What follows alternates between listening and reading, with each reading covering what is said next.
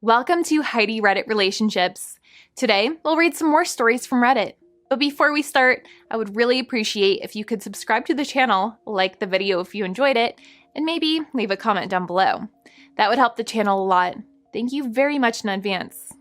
Today, guys, I will tell you a story about my wife of 7 years who cheated on me, and now everyone in my circle, friends, her parents and my parents are suggesting me to take her back. I don't know what to do. I met my wife 10 years ago, we both were in college and dated for 3 years and married for 7. She is beautiful and an amazing person and everyone in my family loves her. 4 months ago, I found out my wife was having an affair with a mutual friend of ours. It was a 1.5-month affair. She was acting very shady at that time. She would ignore my messages, turn me down every time I tried to initiate sex. I thought something was wrong. I did some snooping but found nothing. Eventually, I hired a private investigator and within 1 week, I got proofs. She was having an affair with our mutual friend. I immediately confronted her. She confessed to having an affair. Immediately she started crying, begging,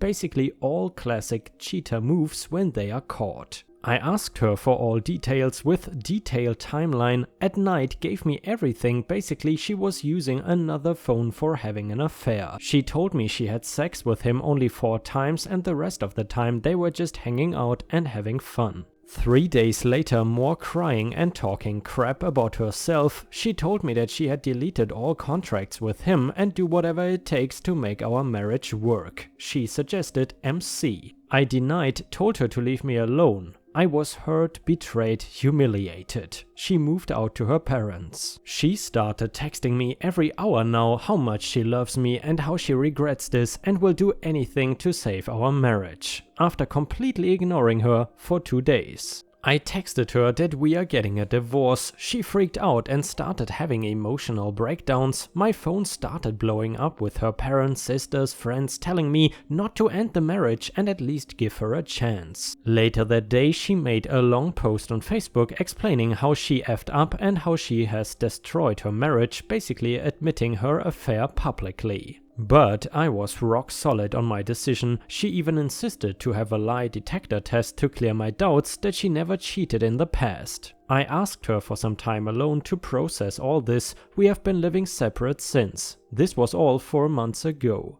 Last week I asked her for a divorce and she started crying, begging for another chance. After that she visited my parents and asked them to convince me not to divorce. Last night my parents and her parents tried to convince me to work things out. And after she made her Facebook post, almost all of our mutual friends were telling me how she was brave to admit her affair and that she loves me and I should at least give her a chance. I am on edge of having a breakdown. She is truly remorseful and regrets this, I can assure you this. I do love her and her cheating on me hurts the most. I don't know what to do. Anyone who has reconciled, how are things going? Small update. First of all, thanks to each and every one of you. The amount of support I got in the last 15 hours was unbelievable. I'm sorry I couldn't reply to your comments and PM. I'm trying to answer some common questions. We don't have kids. We were planning to have kids after this pandemic was over. We both own a business and we work together. I have not talked to her in almost 3 months, only business related stuff. And here is the update. After reading all your comments and PMs, I decided, talk to my parents. I called them and told them that I was going for divorce. An hour later, she called me crying not to end it and told me to at least meet her in person. Since the day I haven't seen her or talked about the affair. Every time I talked, I ignored the talk about the affair. She told me she will explain everything, at least hear her side of the story, and after hearing it, whatever decision I will take, she will respect it. Since I don't know what was going on and don't have much information about the affair, it will be like closure to me. So I have decided to meet her on Sunday. That is nothing dramatic. Update to the story. As decided, we both met on Sunday. She was quite miserable. I haven't seen her in a while. We talked about our relationship. I asked her to take down her Facebook post, which she did. I asked her about the affair, why she cheated on me, and she told me that she was dumb and selfish at that time. She didn't blame me for the affair. She told me that they were casually talking and he started talking about his affairs. She showed me text messages of them both where he was bragging about his fun life outside of marriage. She told me she was curious and one thing led to another.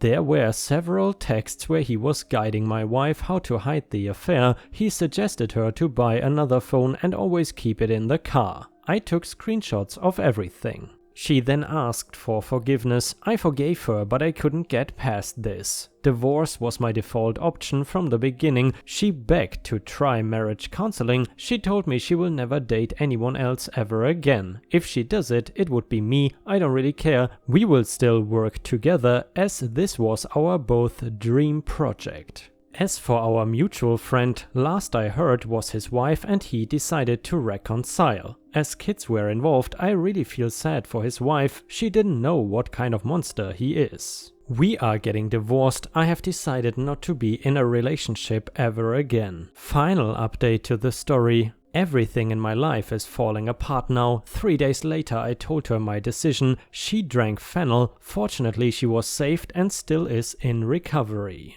I am visiting her every day, checking up on her. I really feel bad and very guilty. We have decided to reconcile and work on marriage. After a month she would be fully recovered and I've to move out of a country to start a new life there.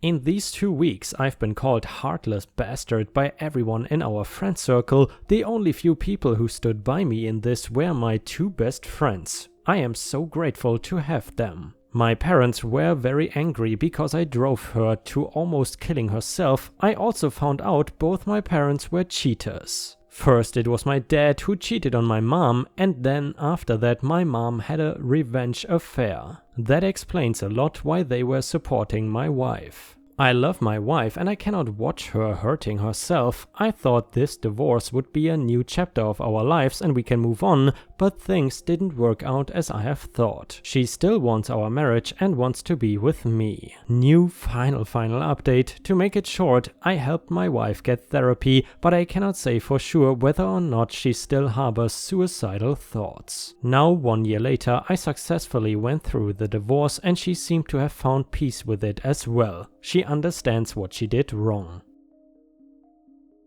And the next story is titled My Story of My Cheating Ex-Wife. Hello there, I have lurked a long time but decided to come out with my story of how my ex-wife cheated on me. Heads up, this is almost a novel. I dated this girl for almost 6 years since we were both 18. I moved from my minimum wage pizza job to a parts counter at a dealership making well over 50k a year. I bought my first house all while we were together. I paid for the wedding out of my pocket and bought and flipped cars to afford it for 2 years. All throughout she kept neglecting herself more and more each day. Well, we married in November of 2017 and all was good, almost like a fairy tale. But it lasted 2 weeks and that was when she really started to change. She suddenly told me that she wanted to be able to mess around with other women, that she wanted a threesome, etc. I tried my best to comply with her wishes, but her infidelity caught up with her first.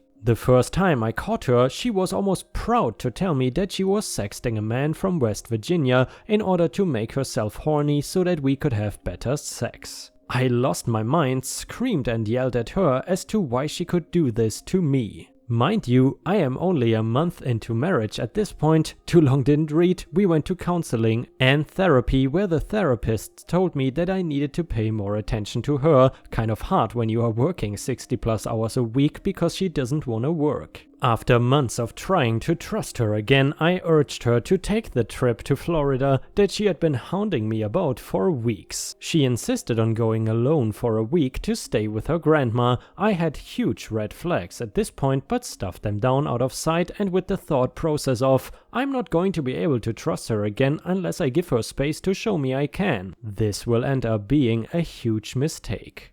Anyway, she comes back from Florida and we prepare to take our honeymoon to Hawaii. After she returns from Florida, she becomes very attached to her phone to the point that I am getting very worried again. She is laughing and giggling on her phone all the time, takes it everywhere, lays it face down, etc. At this point, we haven't had sex in almost 3 months. It is April, we go on the honeymoon, and it mainly consists of her laying in the condo room for a week on her phone while I drive around Maui in a rented Mustang GT convertible. I had a blast, but still no sex. Fast forward to May 2018, I am laying in bed with her reading a book and I happen to shift and see the purple devil emoji on her chat screen on her phone. Something is not right, there's only one time you use that emoji. I back down and just try to shake it off, trusting her, but in about 6 seconds I have to know. I pop up and say, "What was that chat, honey?" She shows me a different screen and I grab her phone and pop back to the other chat. What I saw was my entire body melting out through my toes. She was sexting and video chatting and talking with this man about some of the kinkiest stuff I have ever seen. She talked down on me to him, told him I was emotionally abusive, and told him she was ready to leave me and missed the time she spent with him in Florida. I was broken, devastated,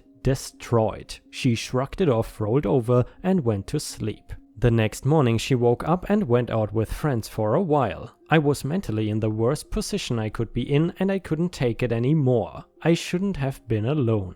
I started messaging my friends, my closest family that I loved and trusted, and telling them how much they meant to me and that I really appreciated their love and friendship. One of my best buddies thankfully recognized the signs and called me non-stop over and over until I answered. His words: "Don't effing do anything stupid, dude. I'm on my way to your house and you'd better be okay when I get there." That friend saved my life that day by recognizing the signs and knowing why I was saying goodbye. He left his $80,000 a year job in rush hour traffic in Atlanta to drive an hour to my house to make sure I was okay. I honestly cannot ask for a better friendship. I gave him all of my guns that day and had him hold onto them until I wasn't a threat to myself anymore. Fast forward again. It is June 2018. I am back in counseling and therapy with my ex-wife and nothing is really changing my mood about this situation. I go to work every day, come home, clean, go to bed. After talking to many trusted family members and spilling my guts to them, I decided I was faced with only one option. I had to divorce her.